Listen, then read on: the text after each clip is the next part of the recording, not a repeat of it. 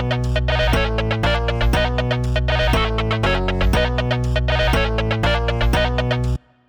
there guys, and welcome back to another epic Inexorable maths video. In this video we're looking at the intersections of straight lines and circles, but we're using the discriminant this time, okay? So we're going to use the discriminant. The purpose of the discriminant in this situation is to figure out the number of times that a line will pass through some circle. Will it pass through not at all, will it pass through one time, or will it pass through two times?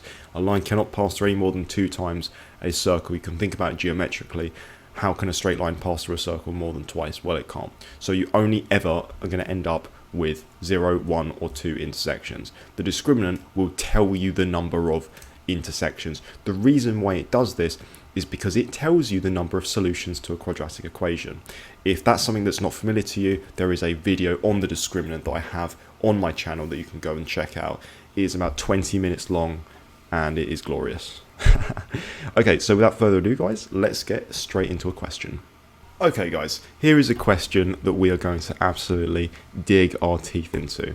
So we're looking at a question. It says, show that the line y equals x minus 7 never meets the circle x plus 2 squared plus y squared equals 33. Okay, so we're basically trying to prove that there is no intersection. Now, of course, there are a number of ways that you can do it, but in this video, we're going to use the discriminant. Okay, so just like in the previous video, we're talking about sort of simultaneous equations and using the method of substitution. We're no stranger to that. We're going to use the exact same method to start ourselves off. Again, the discriminant, it's not going to work unless we only have one variable essentially in this thing. We're basically looking for a quadratic equation. It can be in terms of x or y. It doesn't make a difference. I think that arguably it might be nicer in this situation to use y as our variable. The reason for that, it doesn't make a huge difference. It's not a big deal. If we substitute the y in, like we did last time, we have to square it. And it's probably not a big deal, but maybe it's going to make a bit more of a mess than if we rearrange. So let's just sort of, let me show you what I'm talking about. So we have two equations. One of them is y equals x minus 7. But we can rearrange that equation and we can say that equation is actually x equals y plus 7. So by looking at the equation that we've got here, y equals x minus 7, we're just adding 7 to both sides. And so minus 7 plus 7 is 0, so we get x plus 0, which is just x. On one side, and then y plus 7 on the other. So this is actually the same equation as equation 1, but I think we should use this, and you'll see why in a second.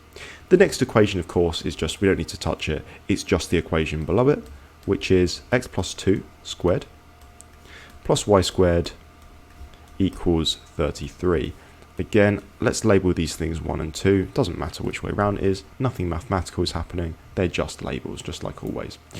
Okay, now, the reason I think this is nicer is because we can substitute x and get rid of x this time. Again, it doesn't matter which way round you do it, not relevant.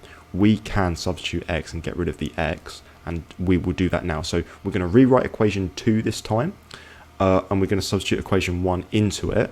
We know what x is. X is y plus 7. So instead of x, I'm going to write y plus 7. So y plus 7, that's the x part, plus 2, that's still there, squared, plus y squared equals 33. That is equation 1 and 2 together, okay? So it looks a lot like equation 2, but it's got equation 1 inside it. Okay, now we can just simplify this a little bit. So instead of y plus 7 plus 2, we're just going to do y plus 9 squared, plus another y squared equals 33. And just to be really clear, it's all in terms of y right now. If you're like, wait a second, maybe you had a crack at this question, or maybe you're used to using x, you can use x, you will get the same answer.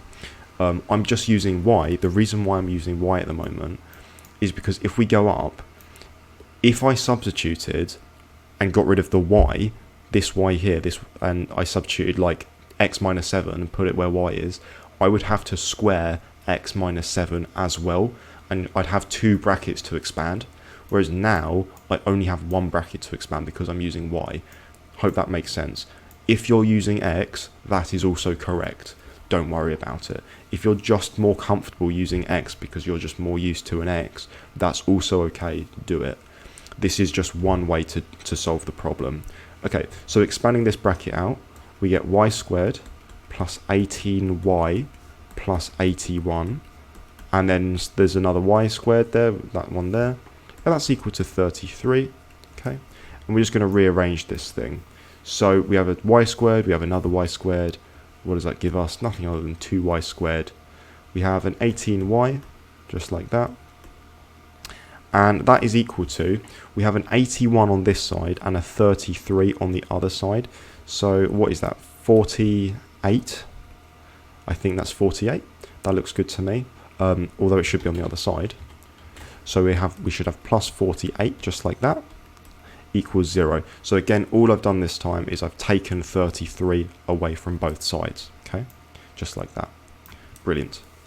And then, once again, we can divide everything by 2. So dividing everything by 2, we get y squared plus 9y plus 24 is equal to 0. Now we have a quadratic equation. Is it in terms of y instead of x? Yes. Does it matter at all? Absolutely not. Doesn't make any difference. We can still use the discriminant. We can still solve this thing. We should have no solutions, because just like how there should be no x coordinates where these lines and this line and this circle intersect, there should also be no y coordinates where the line and circle intersect. Of course. So this is actually a totally valid method. Okay, so now we're just going to use the discriminant. We are going to remind ourselves that the discriminant, which I'm going to use a capital delta for, the discriminant is equal to b squared minus 4ac, just like this, where a, b, and c are from the quadratic equation. In this case, ay squared plus by plus c equals 0, or maybe more familiarly, ax squared plus bx plus c equals 0. Same thing though. Our x's are now just y's. Okay, so remember guys, here's a little note.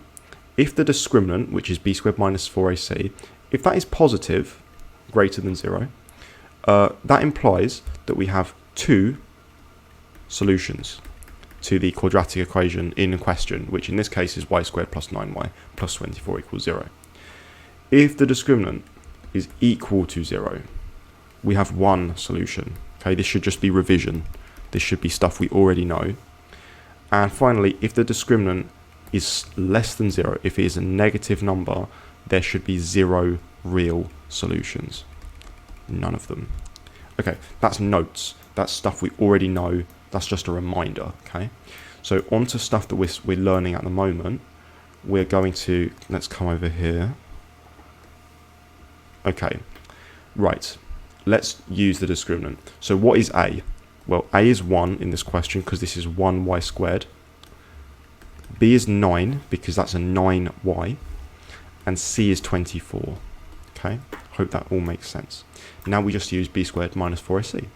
So this gives us 81, because that's b squared, minus 4 times a, which is 1, times c, which is 24. Okay, and that gives us 81 minus 96. Now, 81 minus 96 is obviously smaller than 0. So that's proven. That is basically all that you have to do. So I guess we'll come down here. We'll say this is like sort of, I guess, what you'd put as your answer. If you wrote this in an exam, like you'd be good basically. But it's nice to just sort of, make sure it's really neat. You can put your answer is that basically the discriminant of the quadratic, so we can say discriminant, is less than 0 because the discriminant is equal to negative 15.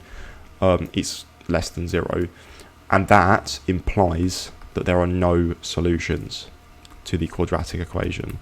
If you used x instead of y, you would also get the discriminant is less than 0. So, there you go. Either way, it doesn't really matter. No solutions, which basically means there's no intersection on this line. And that's it. That's all you have to say. They don't touch each other, basically. Hope that made sense, guys. Hope you enjoyed the video, and I will see you in the next one.